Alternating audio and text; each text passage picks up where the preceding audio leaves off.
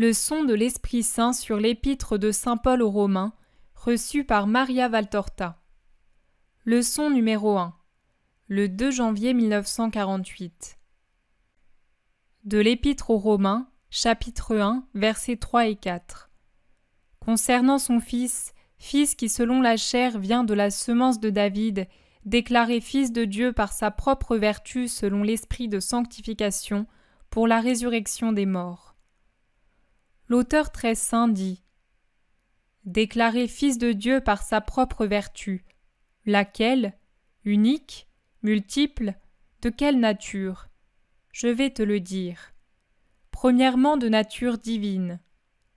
Le Fils du Père est Dieu comme le Père, et le fait d'avoir pris une chair humaine n'a pas détruit ni suspendu son union avec le Père dont il est engendré. En lui, le Père se complaît. Aussi le Fils de Dieu ne cesse pas d'être Dieu pour avoir assumé une nature d'homme. Engendré par le Père, par l'expansion naturelle de l'amour parfait qui par sa nature a besoin d'aimer et qui par sa dignité a besoin d'aimer une perfection infinie égale à la sienne, tout autre amour de Dieu, exception faite pour celui de la très bienheureuse notre amour, est une bienveillance de Dieu. Lui seul avec son amour de Fils et de Fils de Dieu, satisfait Dieu avec un amour digne de lui. Je préviens ton objection en te disant qu'en aimant Marie, Dieu s'aime encore lui-même, parce qu'il l'a formée pleine de grâce, par une pensée de grâce, pour qu'elle porte la grâce au monde.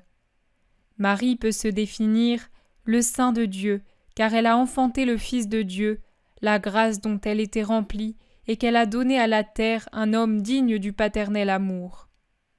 Tel un bassin dans lequel les eaux circulent sans jamais s'écouler vers l'embouchure, ainsi Marie, eau très pure de fontaine scellée, naquit de l'ardeur incandescente de la pensée éternelle et passa par les rives de la paix, portant avec elle pureté et paix. Elle rentra en Dieu pour y accueillir Dieu et engendrer le Fils de Dieu. Elle retourna dans les arènes sauvages pour apporter la lumière, la vérité et la vie au désert des cœurs. Une fois sa mission accomplie, comme l'eau aspirée par le soleil, elle s'éleva à nouveau dans le sein mystique qu'il avait conçu et qui vous l'avait donné pour qu'elle vous enfante le salut. Là elle est, fontaine inviolée de pureté, unique miroir vraiment digne de la perfection.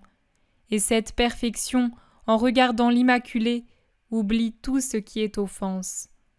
Le Verbe ne cesse pas d'être Dieu du fait qu'il s'est fait homme. Sa divinité, son éternelle nature, n'est pas avilie par l'humanité dont il s'est revêtu. C'est plutôt l'humanité qui, grâce à son union avec la divinité, se trouve élevée à la perfection sans toutefois perdre sa nature. Les prodiges accomplis par le Christ le prouvent. Le Père toujours avec le Fils toujours Dieu comme le Père. Car la divinité ne peut pas être fractionnée, ni changer de nature par suite d'un abaissement en une nature inférieure à la nature divine. Cette division n'est qu'apparente. Jésus-Christ est donc Fils de Dieu par sa nature divine, étant le Verbe engendré par le Père, étant le Verbe qui s'est incarné par l'œuvre de l'Esprit Saint pour le salut de l'humanité.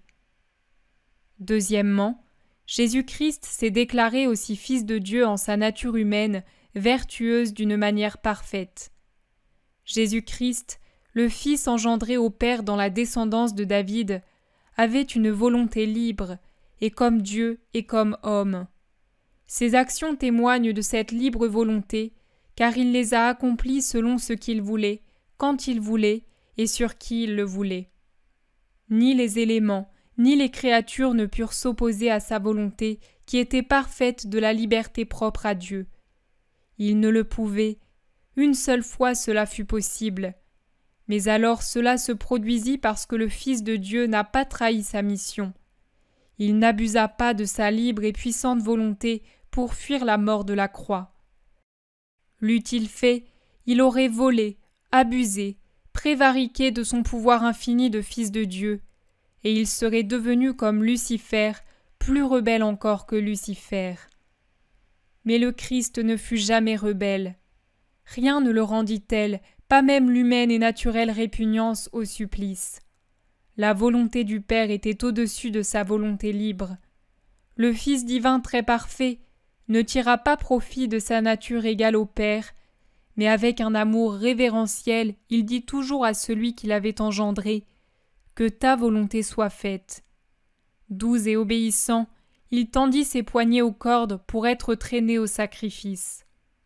Il eut donc une volonté libre, mais il l'utilisa pour être parfait en tant qu'homme, comme il était parfait en tant que Dieu. On dit « Le Christ ne pouvait pas pécher ». Cela serait exact si le Christ avait été uniquement Dieu. Étant la perfection, Dieu ne peut pas pécher. Mais sa deuxième nature est sujette aux tentations. Si elles ne sont pas repoussées, les tentations conduisent au péché. Et contre l'homme furent lancées de dures tentations. La haine entière était contre lui, toute la rancœur, toute la peur, toute la jalousie de l'enfer et des hommes était contre lui, contre le puissant qu'elle sentait vainqueur même s'il avait la douceur de l'agneau. Mais Jésus ne voulut pas pécher. Rendez au fort la juste reconnaissance de sa force. Il ne pécha pas parce qu'il ne voulut pas pécher. Ainsi, contre toute embûche et tout événement, il témoigna encore d'être fils de Dieu par cette perfection de sa justice. Est-ce qu'on ne vous dit pas à vous aussi, soyez Dieu et fils du Très-Haut ? Lui le fut, car dans son humanité, semblable à la vôtre, il fut Dieu et fils du Très-Haut par la justice de chacun de ses actes. Ô homme, la sagesse vous dit que l'affirmation qui établit la filiation divine de Jésus, né de Marie de la descendance de David, en plus d'être prouvée par la parole du Père, les miracles, la parole du Maître et par sa résurrection, est prouvée aussi par sa domination sur les passions de l'homme et sur les tentations livrées contre l'homme.